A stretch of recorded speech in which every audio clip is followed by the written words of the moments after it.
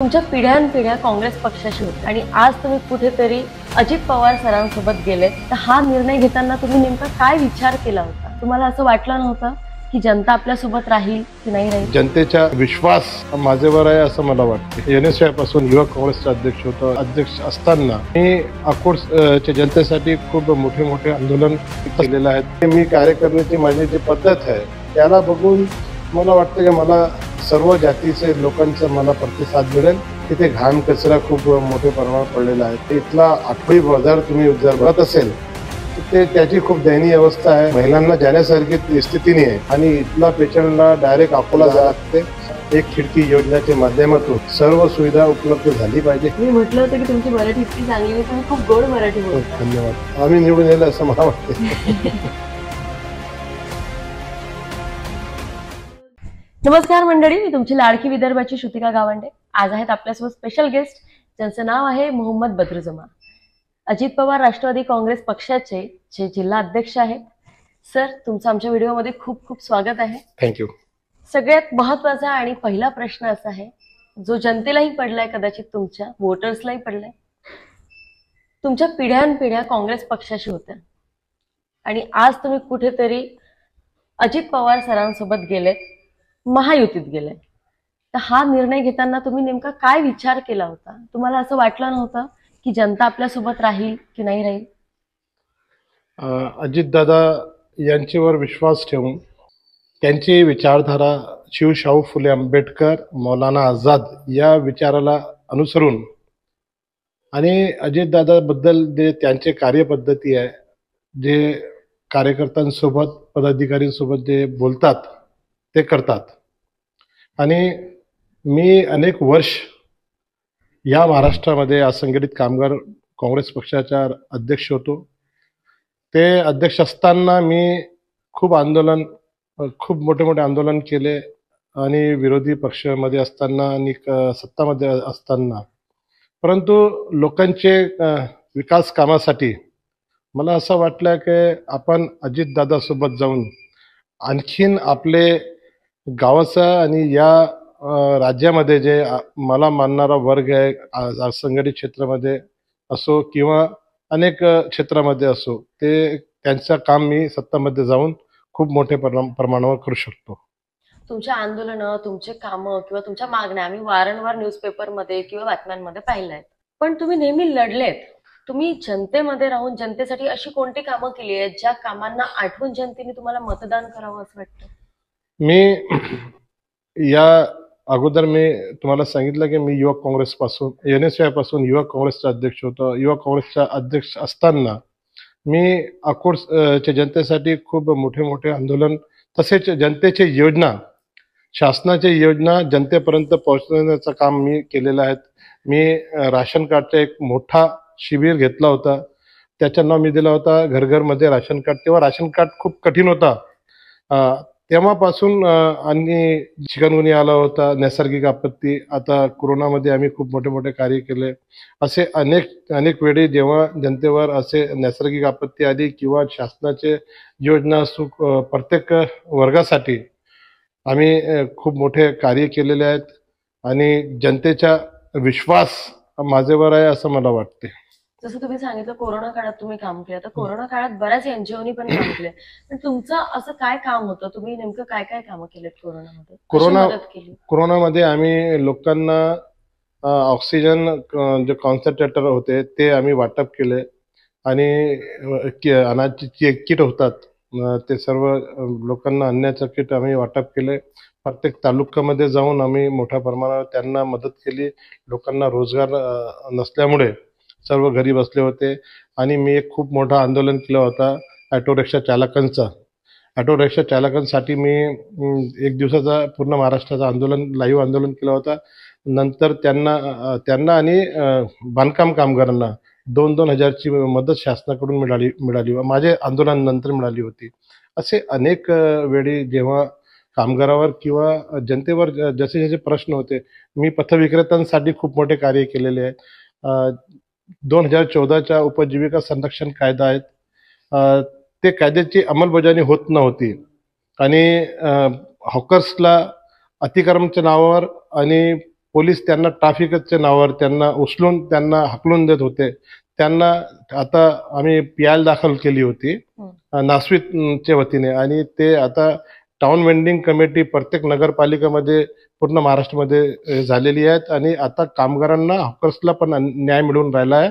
आणि त्यांना जर काढायचं असेल तिथून, तर त्यांना त्याला हक्काची जागा मिळावी असा एक ते कायदा आहे. जसं की सगळे जाणतात, तुमच्या फॅमिलीलाच वारसा लाभला आहे राजकारणाचा. तुम्ही लहानाचे मोठे त्या राजकीय वातावरणात झाले. तुमचे काका राजकारणात होते, मोठे बाबा राजकारणात होते. तर एकंदरीत काय शिकायला मिळालं किंवा कशी घडण झाली तुमची त्या गोष्टींमध्ये? मी लहानपणीपासून माझं जे घराणं होतं, राजकीय घराणं होतं, मला असं वाटत होतं की माझ्या घराण्यामध्ये लोकांची, जनतेची सेवा करताना खूप माझे वरिष्ठांनी खूप परिश्रम घेतले. आणि अकोट नगरपालिका में आमचा वारसा 1972 मध्ये माझे वडील, माझे मोठे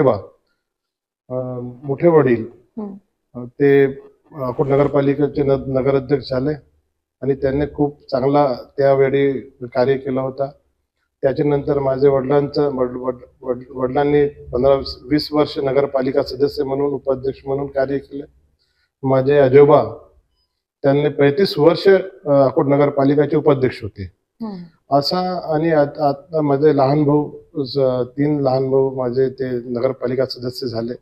यावेळी 2 भाऊ निवडून आले होते.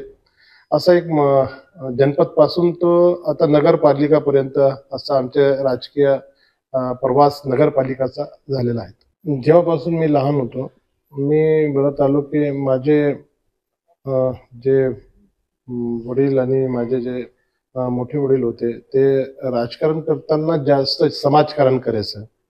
आणि समाजकारण करताना ते लोकांचे जोडायचे, लोकांचे त्यांचे जीवभावाचे संबंध होते.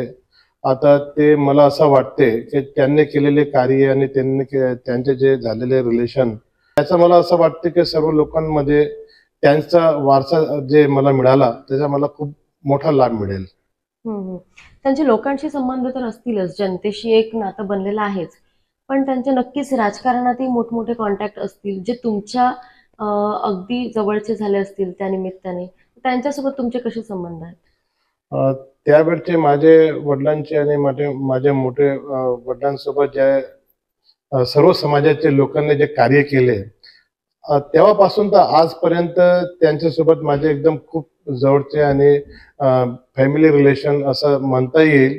ते सर्वांसोबत माझे आजपर्यंत संबंध आहे. आणि त्यांचे जे मुलाबाळा जे माझे वयाचे आहेत त्यांच्यासोबत पण मी आता आमचं जे सुरू आहे, तर त्यांच्यासोबत आम्ही जसे आनंद सेठ अग्रवाल आहेत, त्यांचे वडील, त्यांचे आजोबा माझे आजोबा सोबत होते, त्यांचे वडील माझे वडिलांसोबत होते. राजेश भालतिलाक आहेत, आणि मोर्शे काका आहेत. असे अनेक लोक आहेत ज्यांचे आमचे संबंध एकदम घरचे संबंध आहेत. आणि मला वाटते की हे निवडणूकमध्ये सर्व ते रिलेशन जे आहेत ते माझ्या कामाचे म्हणजे माझे फायदेशीर असेल असं मला वाटते. आता तुम्ही अकोट नगरपालिका लढतायत, तर त्यामध्ये काय वाटते, जातीचं समीकरण कसं आहे, पैशाचं समीकरण कितपत आहे, किंवा विकास कामांना पाहून मतदान करणारे लोक कसे आहेत? काय वाटतं की या निवडणुकीत जनता काय पाहून मतदान करणार? बघा, हे कडू सत्य आहेत की जातीचं राजकारण एक या राज्यामध्ये आणि पूर्ण देशामध्ये आपण बघत असेल, परंतु याचे विपरीत मी त्या मानणारा माणूस नाही.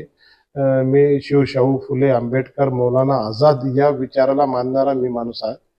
आणि म्हणूनच मी हे मानतो की हे जातीचं राजकारण वेगळं असू द्या, जे मी कार्य केले आणि जे मी कार्य करण्याची माझी जी पद्धत आहे त्याला बघून मला वाटतं की मला सर्व जातीचे लोकांचा मला प्रतिसाद मिळेल. आणि निश्चितच याचा परिणाम, या इलेक्शनचा परिणाम लोकांसमोर एकदम चांगला येईल असं मला वाटतं. गेल्या निवडणुकीतही जनतेने निवडून दिलंय, कोणाला तरी एका उमेदवाराला निवडून दिलं, आणि त्यांच्याकडून ती अपेक्षा होती, नक्कीच विश्वास होता, म्हणूनच निवडून दिलं.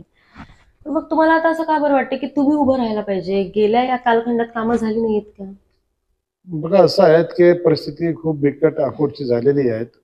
आता तुम्ही स्ट्रीट लाईट बघा पूर्ण याच्यात अकोटमध्ये. अकोटमध्ये येताना फक्त तुम्हाला एक मोठा रस्ता दिसेल. ते असं वाटेल की हे अकोटचा खूप विकास झालेला आहे. परंतु परंतु जे आमचे वाडामध्ये जे रोडाचे काम आहेत, रोड झाले नाही, स्ट्रीट लाईट झाले नाही. आणि मला असं वाटतं की जे मुलांसाठी जे खेळाचे मैदान आहेत, तिथे घाण कचरा खूप मोठ्या प्रमाणात पडलेला आहे. आणि इथला आठवडी बाजार तुम्ही जर बघत असेल तर त्याची खूप दयनीय अवस्था आहे. आणि त्याच्यात जाण्यासारखी महिलांना जाण्यासारखी स्थिती नाही आहे. आणि इथे महिलांना तिथे जे टॉयलेटची व्यवस्था नाही, मला असं वाटते. तो एक खूप मोठे कार्य मला वाटतं असं मागे पडलेलं आहे. अकोटचा विकास झालेला आहे. घाण कचऱ्याची खूप मोठी समस्या आहे. आणि आरोग्याच्या जे शहरी विभागामध्ये आरोग्य हॉस्पिटल असले पाहिजे, त्याला आधुनिक सुविधा असल्या पाहिजे. तिथे त्या काही सुविधा नाही आहे. आणि इथला पेशंटला डायरेक्ट अकोला जायला लागते. एक खूप मोठा प्रॉब्लेम अकोटला आहे. आम्ही जर आम्हाला असं वाटते की विकासासाठी आणि शिक्षणचा खूप जे दयनीय अवस्था झालेली आहे. नगरपालिकेच्या जे शाळा आहेत त्याची व्यवस्था बघताना तिथे काही 2-3 शाळा एकदम आधुनिक शाळा, डिजिटल शाळा केलेल्या आहे. परंतु शाळेची जशी अवस्था असली पाहिजे तशी अवस्था नाही आहे. आणि इथले इथले जे बाकी जे रोजगारांसाठी जे शिबिर वगैरे जे बेरोजगारांसाठी लावा लागेल ते असं काही नाही. महिलांसाठी बचत गटाच्या माध्यमातून जे प्रोग्राम केले पाहिजे ते मला वाटतं नाही की महिलांसाठी काय खूप जास्त या मागच्या नगराध्यक्षांनी केलेलं आहे. तर येणारे काळात हे सर्व परिस्थिती बदलली पाहिजे. म्हणून मला असं वाटलं की या निवडणुकीमध्ये आपण उभा राहिला पाहिजे आणि अकोटच्या जनतेला नवीन दिशा आणि विकास कसा असते ते मला वाटते की आपण करायची इच्छा मला आहे. जसं तुम्ही आता सांगितलं की बेसिक छोट्या छोट्या गोष्टी, रस्ते आहेत, महिलांसाठी टॉयलेट आहे, याची पण व्यवस्था इथे नाहीये. पण मग तुम्ही आता निवडणूक लढत आहे तर तुमचं विजन काय आहे? तुमचे प्लॅनिंग काय आहेत की काय करणार आहे तुम्ही? कशा पद्धतीने करणार आहे? माझा तो असा आहे की जे जनता नगरपालिकामध्ये समस्या घेऊन जातात आणि त्यांना प्रत्येक टेबलवर जाऊन खूप त्रास होतात. तर माझं तो पहिला लक्ष आहे की नगरपालिकामध्ये जात असताना जनतेला त्रास नको. सीधा डायरेक्ट त्यांना एक खिडकी योजनेच्या माध्यमातून सर्व सुविधा उपलब्ध झाली पाहिजे. हे माझा एक मोठा हे लक्ष आहे. दुसरा असं आहे की अकोटमध्ये आरोग्याचा खूप मोठा प्रॉब्लेम आहे. तर आरोग्यासाठी मी मोबाईल व्हॅन जे आहेत ना, जे सेवा घरपोच सेवा आरोग्यासाठी जे छोटे मोठे रोग असतात त्याच्यासाठी लोकांना एवढे लांब जावं लागते. ग्रामीण रुग्णालयामध्ये नंदीपेठच्या माणसाला तिथे जायला लागते. आंबोडी बेसच्या माणसाला ते पोपटखेडा रोडवर जायला लागते. शहरी हॉस्पिटलची अवस्था चांगली नाही आहे. तो आरोग्याचं एक चांगलं काम आपण करूया. या व्हॅन फिरतील हा पूर्ण व्हॅन फिरतील आणि त्याच्यात डॉक्टर असतील आणि डॉक्टर जे आहेत तो घरी घरी जाऊन लोकांच्या समस्याचं निवारण करतील. हे एक माझा हे आहे. दुसरा असा आहे की अकोटमध्ये खेळासाठी आणि मुलांसाठी चांगले क्रीडांगण नाहीये, स्पोर्ट्स मैदान नाही आहे. आता आमचे क्रीडा मंत्री आहे माणिकराव कोकाटे साहेब, त्यांच्यासोबत माझा बोलणं झालेला आहे. त्यांचं म्हणणं होतं की तुम्ही जर निवडून आले तर आपण अकोटला खूप मोठा फंड उपलब्ध करून देऊ आणि एक चांगला स्टेडियम उभारू, जेणेकरून इथे आमच्या अकोटमध्ये खूप टॅलेंट आहे. मी स्वतः रणजी ट्रॉफी क्रिकेटर होतो. मी जॅव्हलिन थ्रो मध्ये नॅशनल खेळलो आणि असे माझ्यासारखे खूप खेळाडू या अकोटमध्ये आहेत. तो मला असं वाटते की जर हे खेळले आणि खेळून जर पुढे गेले, ग्रॅज्युएट झाले, तर 5% जे आरक्षण आहे सर्व्हिससाठी, तो त्यांना अकोटच्या युवकांना ते रोजगार मिळेल. त्याच्यासाठी एक चांगला स्टेडियम आणि खेळची सुविधा, अकॅडमी वगैरे उभारू आणि त्यांच्यासाठी एक चांगली व्यवस्था करू असं माझा. आणि शिक्षण क्षेत्रामध्ये चांगली अवस्था नाही आहे. आरोग्य क्षेत्रामध्ये तसा प्रॉब्लेम आहे. विकासचे खूप कामं रखडलेले आहेत. आता तुम्ही हे आमच्या इथे प्लॉटची व्यवस्था बघेल तो तिथे जाऊन असं वाटत नाही की आपण शहरी नगरपालिका क्षेत्रामध्ये आहोत. असं वाटतं की आपण ग्रामीण क्षेत्राची जी परिस्थिती ते आदिवासी क्षेत्राची असते तशी परिस्थिती इथे झालेली आहे. आणि मॅडम असं आहे की मला वाटतं की माझे नेते जे आहेत, उपमुख्यमंत्री आहेत अजितदादा पवार, ते या राज्याचे अर्थमंत्री आहेत. जर जनतेने राष्ट्रवादी काँग्रेस पक्षाचा उमेदवार निवडून दिला तर निश्चित रूपाने या अकोटचा चेहरा मोहरा आपण आपल्याला बदलल्यासारखा दिसेल. जसं तुम्ही सांगितलं की अजितदादा आहेत किंवा मग महाराष्ट्र लेवलला जसं आपण पाहतो की लाडकी योजना राबवल्या गेली आणि बऱ्यापैकी चांगली चालली. नुसतंच लाडकी योजना आहे तर अनेक योजना आहेत पण त्या गावाखेड्यापर्यंत पोहोचत नाही. कुठेतरी करप्शन हाही मुद्दा मधात येतो. आता तुम्ही नगरपालिकेत जर समजा आले आणि तुम्ही खेळाडू आहे तर या करप्शनच्या विरोधात कसे खेळाल? बघा असं आहे की करप्शन करणाऱ्या लोकांवर अंकुश लावण्यासाठी आम्हाला जर असं वाटलं की हे खूप छोटे मोठे कामासाठी लोकांना पैसे द्यायला लागते आणि एक मजदूर व्यक्तींना जर एवढा त्रास होत असेल तर त्याच्यावर निश्चित रूपाने आम्ही अंकुश लावू. परंतु दुसरा एक विषय आणखीन अकोटचा राहिलेला आहे, मी तुम्हाला या निमित्ताने सांगू इच्छितो की छोटे मोठे उद्योग करणारे जे हॉकर्स असतात, अकोटमध्ये खूप मोठ्या प्रमाणावर हॉकर्स आहेत. त्यांच्यावर ट्रॅफिकच्या नावावर किंवा अतिक्रमणच्या नावावर त्यांच्यावर अन्याय होत आहे. तर त्यांना न्याय देण्याचं बी आम्ही कार्य करू, त्यांना आम्ही न्याय देऊ असं या आपल्या माध्यमातून मी सांगू इच्छितो. आता अतिक्रमणाचा त्रास प्रत्येकालाच होतो, ट्रॅफिकसाठी पण तो त्रास होतो, पण त्याच्यासाठी बऱ्यापैकी सरकारी जागा असतात किंवा मग त्यांच्यासाठी काहीतरी वेगळं जागा तयार करून देणं. तुमचं त्यांच्याबद्दलचं काय विजन आहे? असं आहे की हे जे हॉकर्स आहेत यांच्यासाठी एक केंद्र सरकारने उपजीविका संरक्षण कायदा 2014 मध्ये काढलेला आहे. त्या कायद्यामध्ये स्पष्ट लिहिलेलं आहे की रोजगारासाठी जर त्यांच्याकडे पैशाची व्यवस्था नाही आहे, जर त्यांना खूप त्यांची परिस्थिती खूप गंभीर आहे, ते धंदा आपला जे सडकच्या बाजूला ते हॉकर्स लावतात त्यांना सुरक्षेसाठी 2014चा कायदा आहे तो त्या कायद्याची अंमलबजावणी आम्ही अकोटला आता टीबीसी टाउन वेंडिंग कमिटी आता आम्ही निवडणूक झालेली आहे राष्ट्रवादी काँग्रेस पक्षाचे, त्याच्यात पूर्ण पॅनल निवडून आलेले आहेत. तर त्याच्या माध्यमातून आम्ही त्यांना जे त्यांना जगा पाहिजे पर्याय व्यवस्थापन किंवा त्यांना वाटेल की तिथे ते धंदा लावण्यात त्यांचा बिझनेस जास्त होते तर ते कसं करता येईल पुढच्या याच्यात आम्ही मिटिंग घेऊन त्यांच्या हिताचा निर्णय घेऊ असं मला वाटतं. जनतेचं हित तर तुम्ही पाहताय, पण काय वाटते की या निवडणुकीमध्ये तुमचे स्ट्रॉंग विरोधक म्हणून तुमच्या समोर कोण आहे? मायाताई धुळे आणि गाझिया बानो आमची जे राष्ट्रवादी काँग्रेसची माझी धर्मपत्नी आहेत त्यांचे विरोधात मला वाटते सरळ लढत आहेत. परंतु त्यांचे मागचे कार्य बघून आणि त्यांचे पक्षात जे नाराजी आहे त्याला बघून मला असं नाही वाटत की ते आमची जे लढत आहे ते एकदम फायटिंग पोझिशन मध्ये राहील. आम्हाला इझी आहे असं मला वाटते. तुम्ही निवडून येईल? आम्ही निवडून येईल असं मला वाटते. तुम्ही म्हटलं होतं की तुमची मराठी इतकी चांगली आहे, तुम्ही खूप गोड मराठी बोलता. धन्यवाद, थँक्यू. तुम्ही जेव्हा जनतेमध्ये जाता तेव्हा मराठी बोलता? काही ठिकाणी मी मराठी बोलतो आणि काही ठिकाणी मी हिंदीमध्ये पण बोलतो. अजून काय काय समस्या दिसून आल्या तुम्हाला? अकोट नगरपालिका हद्दीतील पाणी पुरवठ्याची खूप मोठी समस्या मला वाटते. जे वॉटर फिल्टर आहे ते अकोटला त्याच्यात जे टाकी आहे तिथे खूप घाण कचरा वगैरे टाकीमध्ये असतात. कधी कधी तो ते उघड राहिले होते त्याच्यात 2-3 वानर अगोदर वारले होते. तो त्याच्या खूप जनतेमध्ये ते रोग असा झाला होता. तो त्याच्यावर मी विशेष लक्ष देणार. अकोटच्या जनतांना स्वच्छ पाणी स्वच्छ वॉटर मिळेल अशी मी उपलब्ध करून देईल हे मला असं वाटतं. अकोट येथील जे मच्छी मार्केट आहेत आणि मटण मार्केट आहे तिथे जे घाण कचरा वगैरे जे असतात आणि तिथे गंदगी खूप आहेत त्याला आपण एक चांगला मटण मार्केट तयार करून देईल आणि तिथे जेणेकरून ज्यांना मटण पासून जे दूर आहेत जे मटण खात नाही तिथे जाताना त्यांना खूप त्रास होतात. तो असे लोकांना त्रास दूर करण्यासाठी मी एक त्यांना स्वच्छ मार्केट तयार करून ते एक असा मला माझा एक योजना राबवेल.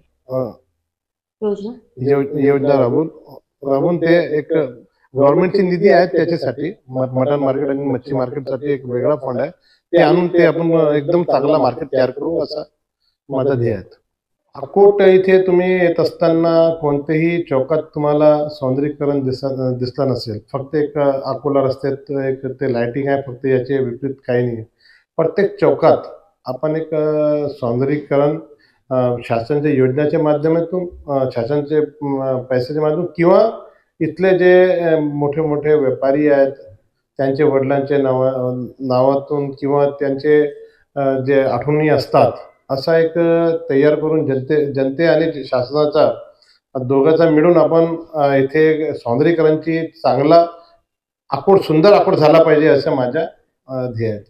जसं की आपण पाहतो की गाझिया बानो मॅडम उभ्या आहेत इलेक्शनमध्ये, पण असं नाही झालं पाहिजे. मॅडम उभ्या आहे, कामं तुम्ही करून राहिले, कारण शेवटी महिलांसाठीचा हा अधिकार दिलाय संविधानानं.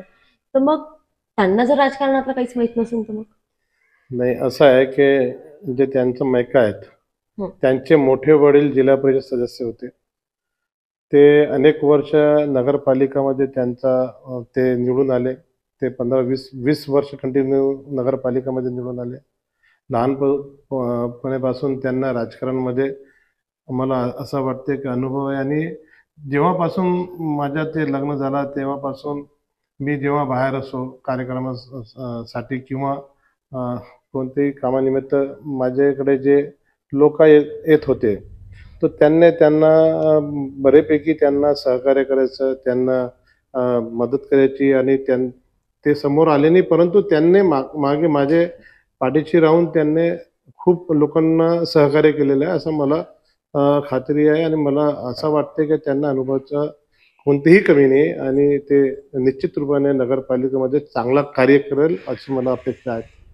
तसं पाहायला गेलं तर राजकारणात खूप कमी महिला असतात, त्यांना ते चान्स भेटत नाही. पण आता तुम्हाला चान्स भेटलाय की तुम्ही तुमच्या घरातल्या महिलेला राजकारणात आणू शकता. तुमच्याकडे ती ताकद पण आहे की तुम्ही चांगल्या पद्धतीने लढवू शकता आणि कामही करून आणू शकाल. काय वाटते तुम्हाला की तुम्ही जनतेला काय आव्हान कराल की त्यांनी हे मतदान करायला पाहिजे, निवडून आणायला पाहिजे?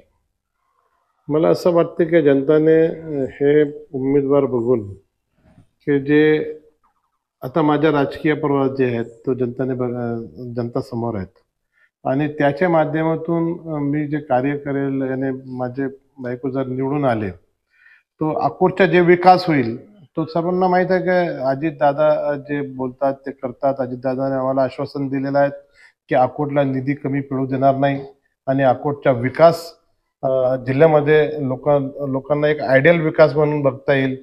तो म्हणून मी जनतेला आवाहन करतो की जर माझी पत्नीला आपण निवडून दिला तो निश्चित रूपाने या गावाचा चेहरामोहरा बदलेल आणि आपण मला अपेक्षा आहे की आपण मला सहकार्य करेल आणि त्या निमित्ताने जर अकोटचा विकास होत असेल तो जनताला पण माहित आहे का यांना आपण मतदान केलं तर हे निवडून येतील आणि अकोटचा विकास होतील जनताला माहित. आमच्याकडून तर तुम्हाला एकदम शुभेच्छा आहे. धन्यवाद. मस्त निवडणूक लढा, निवडून या आणि जिंकल्यावर आम्हाला पुन्हा बोलवा, आम्ही पुन्हा येऊ इंटरव्ह्यू करायला. कारण की ज्या ज्या गोष्टी तुम्ही आता सांगितल्या की आम्ही हे करू ते करू तर त्याचा पाठपुरावा घ्यावा लागेल ना, केल्या नाही केल्या, करत आहे नाही करत आहे. नक्की तुम्हाला 2-4 महिन्यात अकोटमध्ये किती निधी येतील, गावामध्ये कसं परिवर्तन येईल तुम्हाला निश्चित 2 वर्षात आम्ही करून दाखवू. फक्त 2 वर्षात. All the best. थँक्यू. पुन्हा भेटूया नवीन उमेदवारासोबत. तोपर्यंत नमस्कार.